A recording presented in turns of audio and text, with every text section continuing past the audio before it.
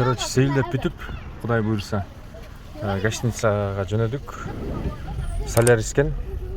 1.6 объему, машинанын объему 1.6. 1.6. Жылы кайсы жылы? Жыл. Жыл. 2016 yılı.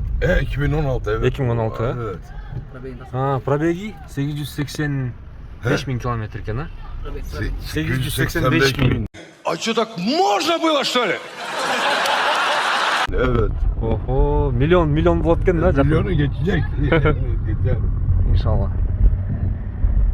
Жакында миллионго жетет экен. Өзүңүз такси болуп иштегенге нече жыл болду? Таксист болуп иштегенге сиз? Таксист болуп иштеген. Нече yıl? Нече жыл? 45. 45 жыл, а? О, 45 yıl oldu. рахмат. Рахмат сизге. Атыңыз ким? Ысымыңыз? Ысымыңыз? Vedat. Ведат? Vedat evet. Ведат. Жакшы байке. Менин атым Жанат. Dizel. Дизелби? Же бензинби? Senin isim ne?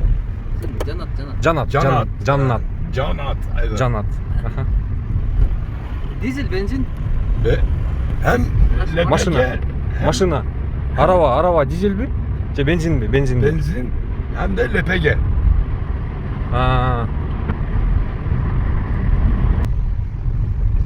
Азыр могу жерден солго кирет. Болду. Ушу менен биздин гостиницабыз.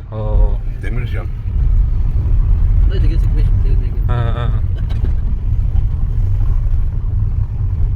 Sonra kaç yıl kaldı? 200 bu kadar. 200 рубль. Нормально. Ушул жерден. Tamam. Demircan. Ушул жерде биздики. Макул. Sağ ol. Tamam. Макул, чоң рахмат байке. Hadi sağ ol. Ассаламу алейкум. Nerelisin? Жанат. Yo nerelisin? Aleykümselam.